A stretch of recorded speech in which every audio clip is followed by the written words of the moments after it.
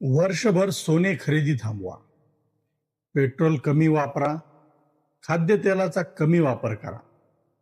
देशाच्या इतिहासात पहिल्यांदाच पंतप्रधान नरेंद्र मोदींना जनतेला अशी विनंती का करावी लागली? पश्चिम आशियात सुरू झालेलं युद्ध भारताच्या घराघरात कसं पोहोचलं आणि पुढचं एक वर्ष भारतासाठी आर्थिक आणीबाणीचं ठरणार आहे का? आज आपण समजून घेणार आहोत या मोठ्या संकटामागचं संपूर्ण सत्य. नमस्कार, मी भागवत सुधाकर पांचाळ आणि तुम्ही पाहत आहात भागवत पांचाळ टॉक्स, जिथे मिळते देश, राजकारण, अर्थव्यवस्था आणि जागतिक घडामोडीवरील सखोल माहिती. व्हिडिओ आवडला तर लाईक, शेअर आणि चॅनल सबस्क्राईब करायला विसरू नका. 2026 सालाच्या पूर्वार्धात पश्चिम आशियामध्ये उद्भवलेल्या गंभीर भूराजकीय तणावामुळे जागतिक अर्थव्यवस्था एका अभूतपूर्व संकटाच्या उंबरठ्यावर उभी राहिली. विशेषतः अमेरिका आणि इराण यांच्यात सुरू असलेल्या संघर्षामुळे जागतिक पुरवठा साखळी विस्कळीत झाली. याचा थेट परिणाम भारतासारख्या ऊर्जा आयातदार देशावर झाला.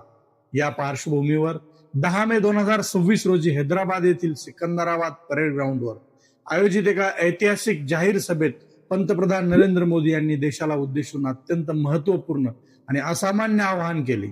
राष्ट्रप्रथम, कर्तव्याची जाणीव या संकल्पनेवर आधारित या भाषणात पंतप्रधानांनी नागरिकांना पुढील एक वर्ष सोने खरेदी टाळण्याचे, इंधनाचा वापर मर्यादित करण्याचे आणि खाद्यतेलाचा वापर कमी करण्याचे आवाहन केले. पंतप्रधानांच्या या आवाहनांचा मूळ आधार हा पश्चिम आशियातील बिघडलेली परिस्थिती आहे. फेब्रुवारी 2026 मध्ये सुरू झालेल्या अमेरिका इराण युद्धामुळे होर्मुझ हा जगातील अत्यंत महत्वाचा तेल वाहतूक मार्ग अंशतः बंद झाला आणि जागतिक स्तरावर उत्पादित होणाऱ्या कच्च्या तेलापैकी साधारण 20% तेल याच मार्गावरून वाहतूक केली जाते. या मार्गाच्या नाकेबंदीमुळे आणि इराणने या जलमार्गावर लावलेल्या कथित टोल टॅक्समुळे कच्च्या तेलाच्या किमतीत प्रचंड वाढ झाली.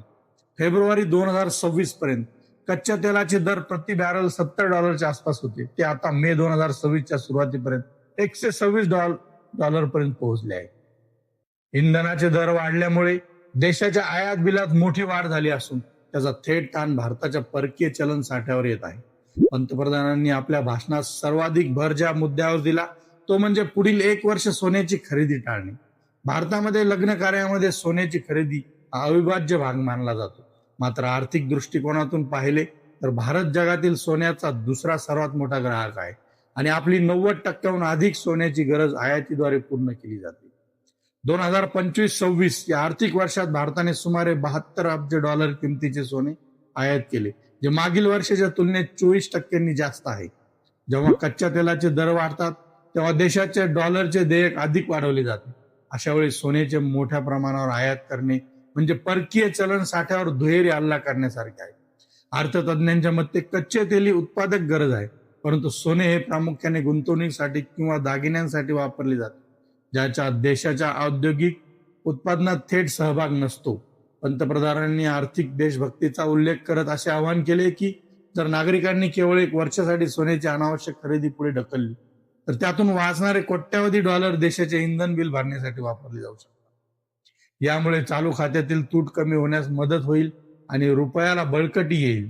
इंधनाच्या वाढत्या किमती आणि पुरवठा साखळीतील अडथळ्यामुळे पंतप्रधानांनी इंधन बचतीसाठी 7 कलमी कार्यक्रमापैकी काही महत्वाच्या सूचना केल्या.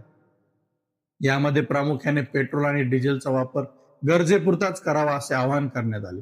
सरकारी तेल कंपन्या सध्या दररोज सुमारे 1600 ते 1700 कोटी रुपयांचा तोटा सहन करत आहेत, जेणेकरून जागतिक स्तरावर वाढलेल्या किमतीचा बोजा थेट सर्वसामान्यांच्या खिशावर पडू नये. यावर पंतप्रधानांनी नागरिकांना खालील पर्यायांचा अवलंब करण्याचे सुचवले. ज्या शहरामध्ये मेट्रो सुविधा उपलब्ध आहे तिथे खाजगी वाहनाऐवजी मेट्रोचा वापर करावा. ऑफिसला जाताना किंवा प्रवासासाठी शक्य असल्यास कार पुलिंग करावे. इलेक्ट्रिक वाहनांच्या वापराला प्राधान्य द्यावे. ऑनलाईन मीटिंग्स, व्हिडिओ कॉन्फरन्सिंग आणि डिजिटल कार्यपद्धतीचा अवलंब करावा. पंतप्रधानांनी प्रत्येक कुटुंबाला खाद्यतेलाचा वापर कमी करण्याचे आवाहन केले. तसेच पंतप्रधानांनी शेतकरी बांधवांना रासायनिक खतांचा वापर 50% कमी करून नैसर्गिक शेतीकडे वळण्याचे आवाहन केले. पंतप्रधानांच्या या असामान्य आवाहनावर विरोधकांनी सरकारवर जोरदार टीका केली आहे.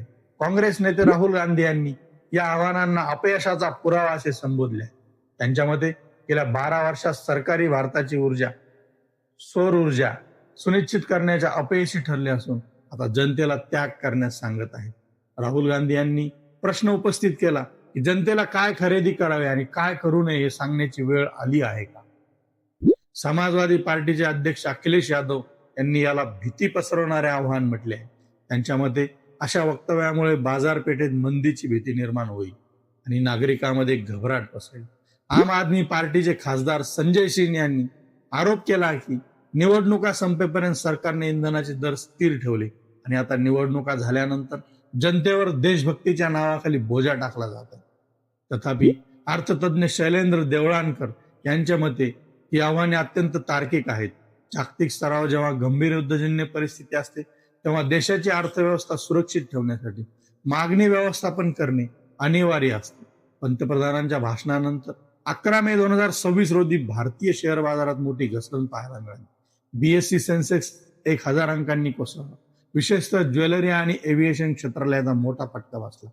पंतप्रधान नरेंद्र मोदी यांनी केलेले 7 आवाहन केवळ तात्पुरते उपाय नसून हे भारताच्या स्वावलंबनाच्या दिशेने टाकलेले एक धोरणात्मक पाऊल आहे. जागतिक ऊर्जा संकट हे केवळ एका देशाचे संकट नाही तर ते संपूर्ण जगासाठी आव्हान आहे. भारत आपल्या गरजेच्या 88% तेलाची आयात करतो. ही आपली सर्वात मोठी कमकुवत बाजू आहे. या संकटावर मात करण्यासाठी पंतप्रधानांनी मांडलेले आर्थिक देशभक्तीचे सूत्र महत्वाचे आहे. देशभक्ती म्हणजे केवळ सीमेवर जाऊन प्राण अर्पण करणे नसून संकटकाळी जबाबदारीने वागणे आणि देशाच्या तिजोरीचे रक्षण करणे हा नवा संदेश यातून मिळतो. जर नागरिकांनी खरोखरच सोने खरेदीत कपात केली आणि इंधनाचा वापर संयमित केला तर भारताला या जागतिक संकटातून बाहेर पडणे सहज शक्य होईल. अखेर हे संकट भारताला ऊर्जा परिवर्तनाच्या मार्गावर अधिक वेगाने नेण्यासाठी एक संधी म्हणून वापरता येईल. इलेक्ट्रिक वाहने, सौर ऊर्जा पंप आणि नैसर्गिक शेती या गोष्टी केवळ आर्थिक बचतीसाठी नाहीत तर त्या भारताला भविष्यात कोणत्याही जागतिक धक्क्यापासून सुरक्षित ठेवण्यासाठी आवश्यक आहे. आगामी 1 वर्ष हे भारताच्या आर्थिक लवचिकतेचे आणि राष्ट्रीय चारित्र्याची परीक्षा घेणारे ठरेल. जर आपण राष्ट्र प्रथम हा मंत्र जपला तर $126 प्रति बॅलरच्या तेलाचा दरही भारताच्या प्रगतीचा वेग रोखू शकणार नाही.